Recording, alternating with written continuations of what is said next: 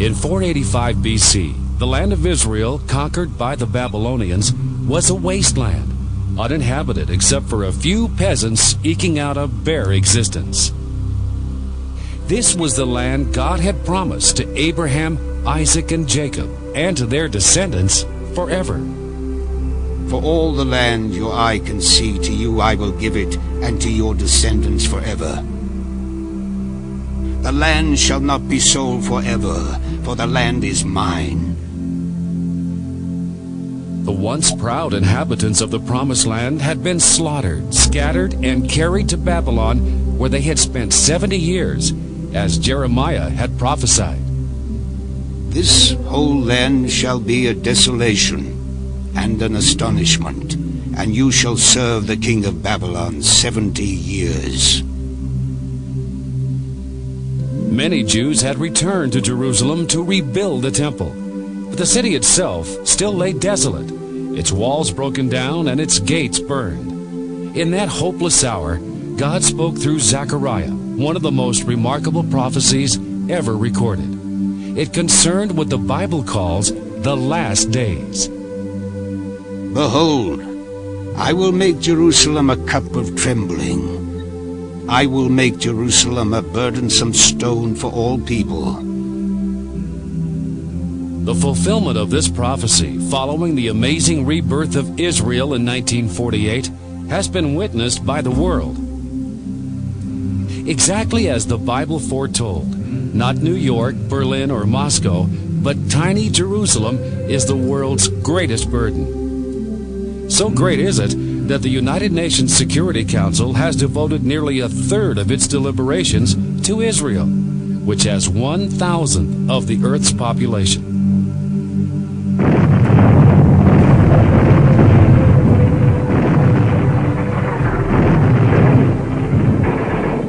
Jerusalem would not be the UN's #1 problem if Israel could be pushed around, but her military is the best in the world.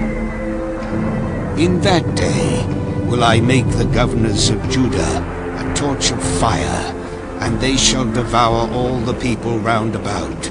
The Lord shall defend the inhabitants of Jerusalem.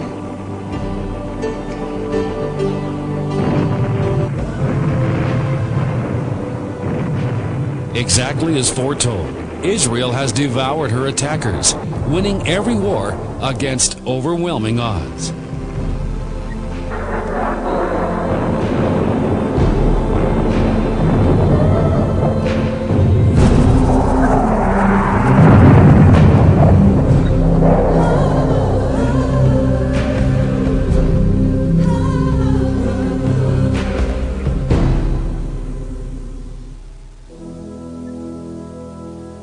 The angel Gabriel told Daniel that Jerusalem would be rebuilt, that 483 years later, Messiah would come.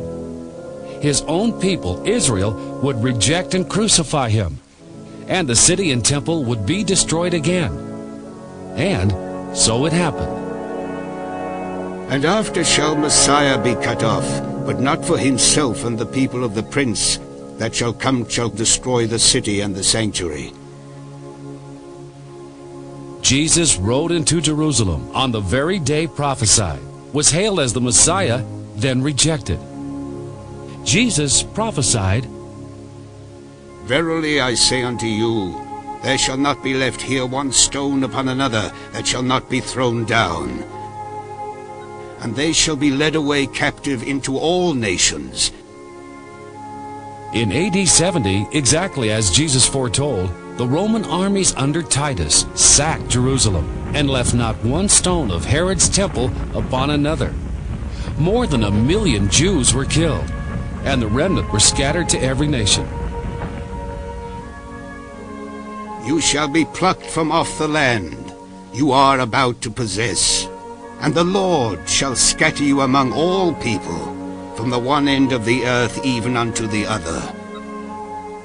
Israel's prophets also foretold the anti-Semitism that would pursue the Jews everywhere. To be a curse, an astonishment, and a hissing, and a reproach among all the nations. Scattered to every nation, Jews have been hated, persecuted, and killed like no other people, while the barren land of Israel continued to mourn. In 1867, a visiting Mark Twain wrote, Bethlehem, where the angels sang, is untenanted of any living creature. Palestine sits in sackcloth and ashes, desolate and unlovely. In another remarkable prophecy, Jesus declared, Jerusalem shall be trodden down of the Gentiles until the times of the Gentiles be fulfilled. Jerusalem has been fought over by every major power in history. The Babylonians held it, then the Medes and Persians. Alexander the Great took Palestine for the Greeks in 333 BC. Later, the Egyptians and Syrians alternately had it until the Romans. Islamic invaders took control, to be replaced by the Crusaders. Later, the Islamic Mamelukes of Egypt possessed Jerusalem. Then the Ottoman Turkish Empire ruled for about 400 years. And all through these centuries, the Jews lived there and suffered. Fulfilled Bible prophecies concerning Israel, Jerusalem, and the Jew provide irrefutable proof of God's existence and that the Bible is true. Most people think the Roman Catholic Crusaders freed the Holy Land for the Jews. In fact, they slaughtered the Jews and took that land for the Catholic Church. Pope Urban II, who organized the First Crusade, urged the Crusaders to start upon the road to the Holy Sepulchre, to wrest that land from the wicked race and subject it to yourselves. Hordes of volunteers, under the banner of the cross, massacred Christ's earthly brethren, the Jews, all along the route to Jerusalem. The crusade leader, Godfrey of Bouillon, vowed to avenge the blood of Jesus upon the Jews, leaving not one alive. Upon taking the city of David, the Crusaders chased the Jews into the synagogue and set it ablaze.